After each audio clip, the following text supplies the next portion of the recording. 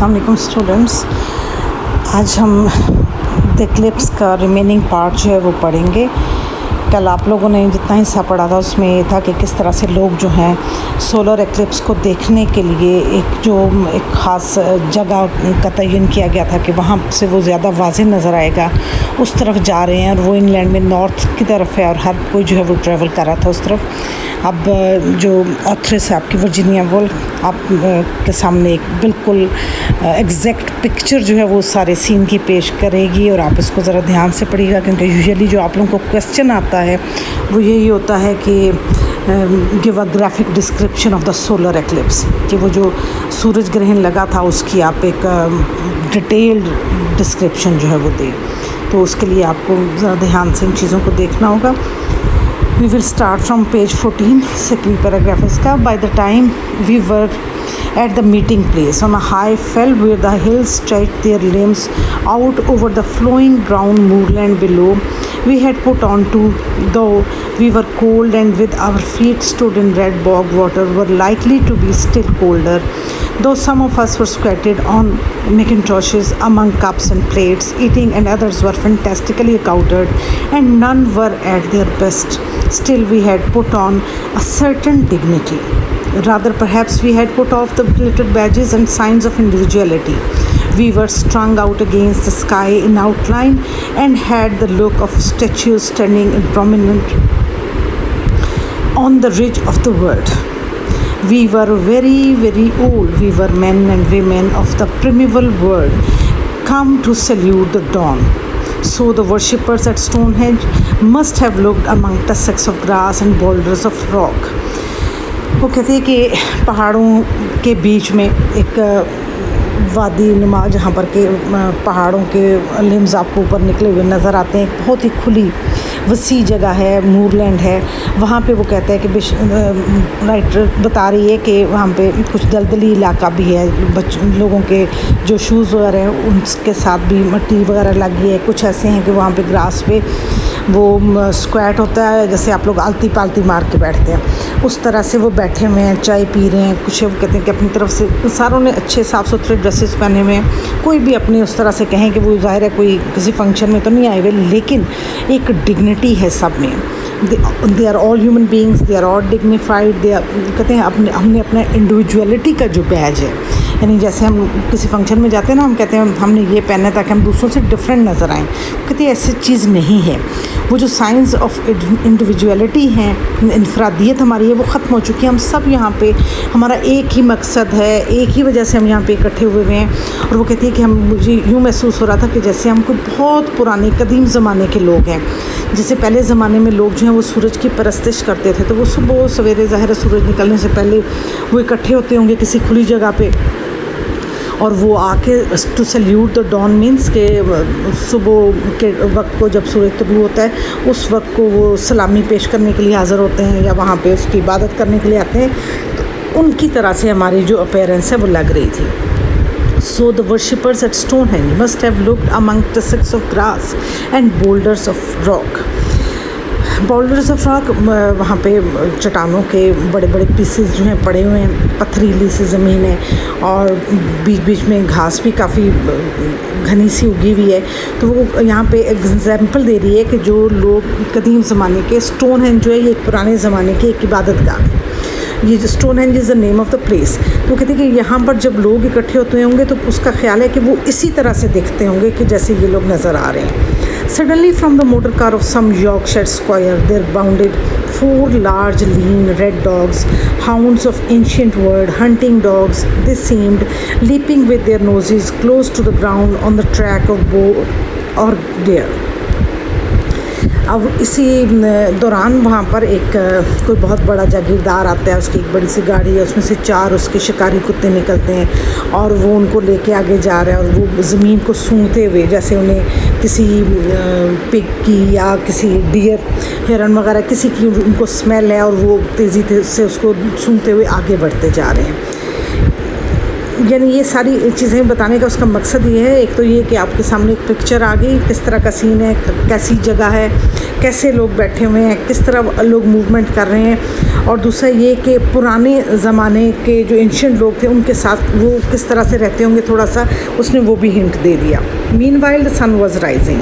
A cloud glowed as a white shade glows when the light is slowly turned up behind it. Golden wedge-shaped streamers fell from it and marked the trees in the valley green and the villages blue-brown. अब अचानक ही सूरज की रोशनी आ जाती है, उसकी जो शुआएँ हैं वो पड़ रही हैं हर चीज़ के ऊपर, उसको रंग दे रही हैं, वैली ग्रीन दिखने लग गई है और जो विलेज है वो ब्लू ब्राउन जो है उसके रंग जो है वो ज़ाहिर हो गए हैं। In the sky behind us there swam white islands and pale blue lake. The sky was open and free there, but in front of us a soft snow bank had massed itself. Yet, as we liked, we saw it proving worn and thin in patches. The gold momentarily increased. अच्छा, इससे पहले उसने आसमान की description दी है कि आसमान उसको कैसे लग रहा है जैसे कि एक नीली झील हो, और उस झील के अंदर वाइट कलर के वो कह रही है आइलैंड्स हैं, जजीरे। वाइट क्या है? क्लाउड्स हैं। आसमान नीला है, उसके अंदर सफ़ेद बादल हैं, और वो कहते हैं कि वो बिल्कुल ऐसे हैं जैसे रुई की तरह बिखरे हुए होते हैं, कहीं पे पतले कहीं पे गहरे, इस तरह से करके। तो अचानक वो कहते हैं the gold momentarily increase. Golden क्या है? ये सूरज की रोशनी है, वो वक्ती तौर पे उसमें इजाफा होता है, सूरज चमकना शुरू हो जाता है। Melting the whiteness to a fiery gauze and this grew frailer and frailer till for one instant we saw the sun in full splendour. पूरी आबोताब से सूरज जो है वो चमक रहा है, और जो हमें वाइटनेस नज़र आ रही थी वो भी अब इतनी दिखाई नहीं दे रही, क्योंकि सूरज की रोशनी की वजह से, सूरज की वजह से हर चीज़ जो है वो एक समझें कि वो सूरज के रंग में ही ढल गई है। Then there was a pause, फिर वक्फा आया, अ मोमेंट ऑफ सस्पेंस, एक तजस्सुस का लम्हा, like that which precedes a race. The starter held his watch in his hand counting the seconds, now they were off. जैसे रेस स्टार्ट होती है तो उससे पहले एकदम से खामोशी हो जाती है। जिस बंदे ने वो दौड़ शुरू करानी होती है वो अपने हाथ में वो घड़ी रख लेता है, और वो लम्हे गिन रहा होता है कि किस लम्हे उसने उन्हें, वो आपको पता है कि सीटी बजती है और उसके बाद एकदम से वो भागना शुरू कर देते हैं। तो वो कहती है कि बिल्कुल वही वाली कंडीशन थी कि अब जो रेस है, यानी एक्लिप्स का जो टाइम है वो शुरू होने वाला था, और बादलों में सूरज की ये जो दौड़ है उसका आगाज़ हो रहा था। अब आगे है जहाँ पर एक्लिप्स स्टार्ट हो जाएगा नेक्स्ट पैराग्राफ में। The sun had to race through the clouds and to reach the goal. Sun ने दौड़ लगानी थी, क्लाउड्स के अंदर से गुजरना था और पहुंचना था अपनी मंजिल की तरफ। Which was a thin transparency to the right, जो कि दाईं साइड पे थी एक हल्की सी जो चीज़ ट्रांसपेरेंट होती है जिसके अंदर से आप देख सकते हैं, यानी क्लियर सी एक जगह, वहाँ पे उसने पहुँचना था। Before the sacred seconds were up. अब ये शुरू से आप देखें कि वो इस सारे इवेंट को एक रिलीजियस टच दे रही है, यानी वो एक मजहबी जो रस्मात, कभी कहती है कि संडे को जैसे वो तैयार होकर चर्च जाते हैं उस तरह लोग जा रहे हैं, कभी कहती है स्टोन हेंज पे जैसे लोग इबादत करते हैं, परस्तिश करते हैं सूरज की, उस तरह से। अब वो कह रही है कि ये मुक़द्दस लम्हा, यानी सोलर एक्लिप्स के जो लम्हात हैं वो मुक़द्दस हैं, वो स्टार्ट होने वाले हैं। ही स्टार्टेड, ही यहाँ पे सूरज है। The clouds flung every obstacle in his way. Obstacle होती है रुकावट, बादल जो है हर तरह की रुकावट उसके रास्ते में डालते हैं। They clung, they impeded, he dash through them. वो उसके रास्ते में आड़े आते हैं लेकिन वो आगे से उनमें से निकल जाता है। He could be felt flashing and flying when he was invisible. क्योंकि जब वो इवन दिखाई नहीं दे रहा होता, इनविजिबल होना जब कोई चीज़ नज़र नहीं आ रही, तब भी हमें पता चल रहा होता है कि वो कोशिश कर रहा है कि वो बादलों के इस असर से निकले, हिसार में से निकले। हिज स्पीड वॉज ट्रिमेंडस, बहुत ट्रिमेंडस, बहुत तेज़, बहुत ज़्यादा। Here he was out and bright, यहाँ पे वो आपको दिखाई दिया चमकता हुआ, बिल्कुल रोशन। Now he was under and lost. फिर क्या हो, एकदम से बादलों के नीचे आ गया और वो क्या है, छुप गया। But always one felt him flying and thrashing through the murk to his goal. लेकिन हर वक्त हमें महसूस होता है कि वो अपनी मंजिल की तरफ आगे बढ़ रहे हैं। For 1 second he emerged and showed himself to us through our glasses, a hollowed sun, a crescent sun. फिर वो सूरज ग्रहण दिखाई देता है, और सन कैसे नज़र आता है, जैसे क्रिसेंट सन। पहले दिन का जो चाँद होता है ना, जिसको अहमर भी बोलते हैं, बारीक सा जो होता है, हिलाले अहमर, आपने देखा हुआ होगा कई जगहों में तस्वीरें में। वैसे भी आपके नॉलेज में है, वो वाला बिल्कुल उस तरह से सन दिखाई देता है, यानी बारीक जैसे एक चाँद होता है। फाइनली आखिरकार he went under for his last effort, आखिरी कोशिश करता है वो। Now he was completely blotted out, देखना वो बिल्कुल छुप जाता है, ढक जाता है, उसकी रोशनी ख़त्म हो जाती है। द मोमेंट्स पास्ट, लम्हात गुजरते हैं, गुजरते गए। Watches were held in hand after hand, हर घड़ी हर हाथ में लोगों ने घड़ियाँ पकड़ी हुई थी ताकि वो देखें कि कौन कितना टाइम ये सूरज ग्रहण जो रहेगा। The sacred 24 seconds were begun, ये उनके मुकद्दस 24 सेकंड, जिस 24 सेकंड का ग्रहण लगना था वो शुरू हो चुके थे। Unless he could win through before the last one was over he was lost. अब वो जाहिर है जब सूरज ग्रहण लगना था मुकम्मल तौर पे तो तब वो लॉस्ट हो गया, वो बिल्कुल दिखाई नहीं था दे रहा। Still one felt him tearing and racing behind the clouds to win free, but the clouds held him. पूरी उसकी कोशिश थी कि आज़ाद हो जाए, लेकिन उससे क्लाउड्स ने जकड़ा हुआ था। They spread, they thickened, they slackened, they muffled his speed. वो उसकी स्पीड को रोक रहे थे, उसके रास्ते में रुकावट डाल रहे थे, उसको आगे नहीं बढ़ने दे रहे थे। Of the 24 seconds only 5 remained and still he was obscured. 5 second रह गए, फिर भी वो ऑब्सक्योर है, दिखाई नहीं दे रहा, गायब है। And as the fatal seconds passed, अब यहाँ पे वो इन सेकेंड्स को फैटल कह रही है, अंडरलाइन कर लें इसको, यानी फैटल कौन सी चीज़ होती है? डेडली जो होती है, मोलक, जैसे कहते हैं ना फैटल डिजीज़, ऐसी बीमारी जिसका एंड मौत के ऊपर होता है। तो ये भी फैटल सेकेंड्स को कहती है, बहुत ही मोलक किस्म के ये लम्हात थे। And we realize that the sun was being defeated, हमें महसूस हो रहा था कि अब वो शिकस्त खा चुका है। Had now indeed lost the race, all the colour began to go from the moon.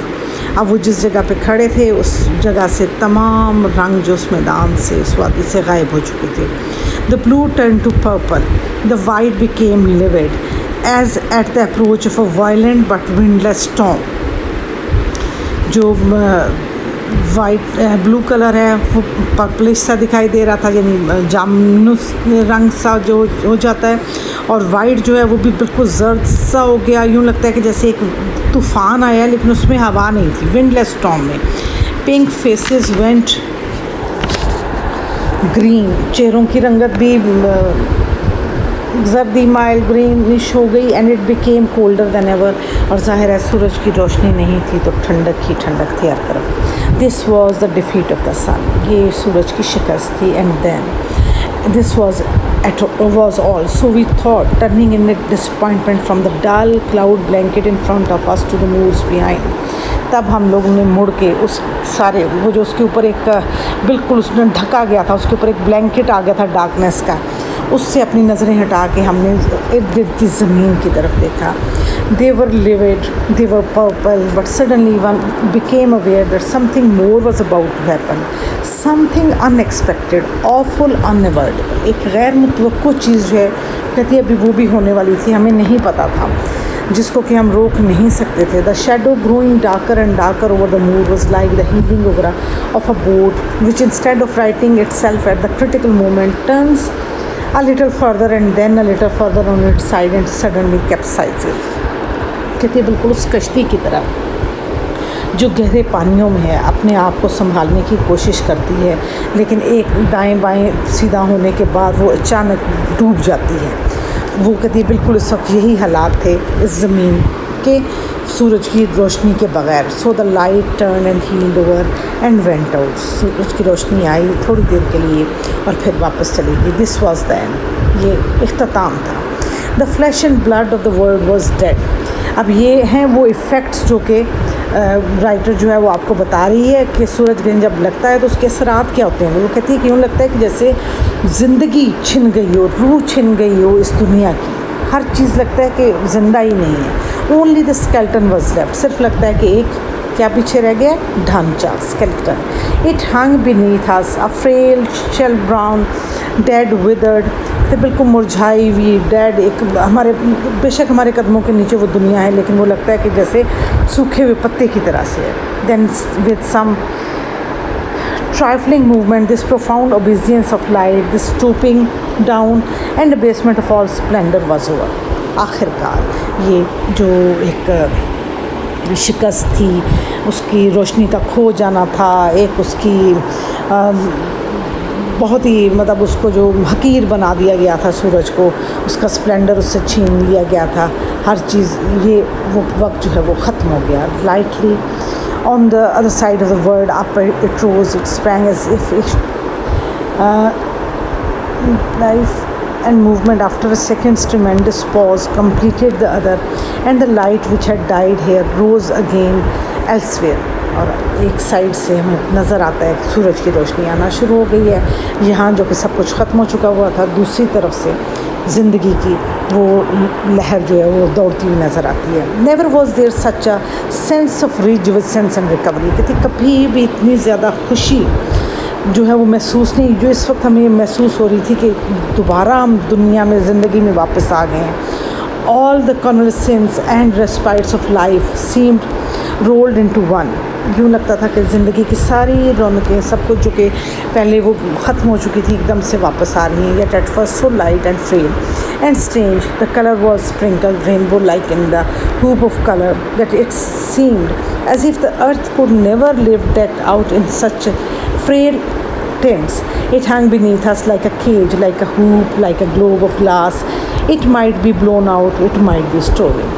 कहते कि आहिस्ता आहिस्ता वो यूँ लगता है कि जैसे कोई एक ग्लोब हो, कोई थोड़ी सी रोशनी हो, वो आई है, वो फैल रही है, इर्द गिर्द रंग दे रही है दुनिया को. But steadily and surely our relief broadened and our confidence established itself as a great paint brush washed in woods dark of the valley and massed hills blue above them. कहती है कि हमारा जो एक कॉन्फिडेंस था, ये तमाद था कि सूरज की रोशनी बहाल होगी, वो हो गया. यूँ लगा कि जैसे किसी पेंटर ने अचानक एक ब्रश लेके हर चीज़ को रंग दे दिए हैं, दुनिया में रंग भर दिए थे. वो दुनिया जिसके के रंग ख़त्म हो चुके थे, जो कि मुर्दा हो चुकी हुई थी, जो कि विदर्ड लीव्स की तरह थी, अब उसमें वापस रंग आ गए हैं. The world became more and more solid, it became populous, it became a place where an infinite number of farm houses, of villages, of railway lines have lodgement until the whole fabric of civilization was modeled and molded. हर चीज़ दुनिया की वापस उसी तरह आपको हर चीज़ दिखाई दे रही है, घर, लोग, रेलवे ट्रैक्स. यूँ लगता है कि जैसे वो कहती है कि दुनिया को बिल्कुल एक दोबारा से नई ज़िंदगी मिल गई. But still the memory endured that the earth we stand on is made of colour. बहुत इंपॉर्टेंट लाइन्स हैं कि ये दुनिया जिस पे कि हम रहते हैं ये किस चीज़ की बनी हुई है. कहती है ज़मीन ये कलर्स से है, रंगों से है. Colour can be blown out and then we stand on a dead leaf. अगर ये रंग ख़त्म हो जाएं तो बिल्कुल ऐसा होगा कि जैसे हम एक मुर्दा पत्ता, विदर्ड जैसे होते हैं, बिल्कुल मुरझाए हुए एक पत्ते की तरह, उस तरह से ही दुनिया हो जाएगी. And we who tread the earth securely now have seen it dead. हम लोग जिन्होंने कि इसको देखा था डेड होते हुए, इसकी सारी रौनक को ख़त्म होते हुए हमने देखा है, हम ही वो लोग हैं कि जो अब देखेंगे इसके ऊपर उस बड़े कॉन्फिडेंस से चल रहे हैं. और हम ये कह रहे हैं कि किस तरीके से ये दुनिया जो है वो फुल ऑफ कलर्स है. और ये सब किसकी वजह से? Because of sunlight. आप लोगों ने बेटा इसके ऊपर 2 क्वेश्चंस करने हैं. एक्सरसाइज में जो क्वेश्चंस हैं वो शायद आप लोगों को समझ ना आ सकें, इसलिए आप लोग 2 क्वेश्चंस करेंगे. एक तो आपको पहले मैं बता चुकी हूँ, graphic description of the solar eclipse, कि ये जो सूरज ग्रहण लगा था इसकी आपने डिस्क्रिप्शन देनी है कि कैसे हुआ, क्या हुआ. दूसरा ये कि लोगों का एटीट्यूड, किस तरह से लोगों ने रिएक्ट किया, वो सारा. और जो आपने उसकी देनी है डिस्क्रिप्शन ऑफ सोलर एक्लिप्स, उसमें आपने ये करना है कि आपने during the eclipse and after the eclipse दोनों चीज़ें कवर करनी है. समझ में आ गई मेरी बात? आपने लिखनी है graphic description of solar eclipse. वो तो होगी कि जो कुछ हुआ, उसके बाद ऑथर्स जो कुछ आपको बता रही है कि क्या उसने वहाँ पे देखा, क्या चीज़ थी, इम्पॉर्टेंस ऑफ सन क्या थी, किस तरह से वो कहती है कि the flash and blood of the world जो है वो नहीं, वो लगता था ख़त्म हो गया है. इसको भी आपने कवर करना है. समझ में आ गई मेरी बात? 2 चीज़ें, feeling of the reaction of the people towards the solar eclipse एक सवाल। और दूसरा सवाल ये है कि आपने जो description of the solar graphic description of the solar eclipse ये देनी है। ये दोनों क्वेश्चंस आप लोगों ने रिटन फॉर्म में करने हैं। और इसके अलावा आपने इनको पढ़ा भी करें, लेसन को भी पढ़ा करें, इसमें से लाइंस कोट किया करें। जो लाइंस मैं आपको कहती हूँ ना कि बहुत इंपॉर्टेंट हैं, उनको अंडरलाइन कर लिया करें। और जब भी लेक्चर सुनते हैं अपनी टेक्स्ट बुक अपने सामने खोल के रखेंगे आप, तभी आपको चीज़ें समझ आएंगी। आप सिर्फ इसको सुन के आप नहीं अंडरस्टैंड करेंगे। अपनी बुक सामने रखें, उस पर देखें लाइंस को। जो चीज़ समझ नहीं आती, ज़ाहिर आपके पास रिकॉर्डिंग है, आप उसको दोबारा सुन सकते हैं। तो 2 क्वेश्चंस आप इसके ऊपर करेंगे। और थैंक यू। अल्लाह हाफ़िज़।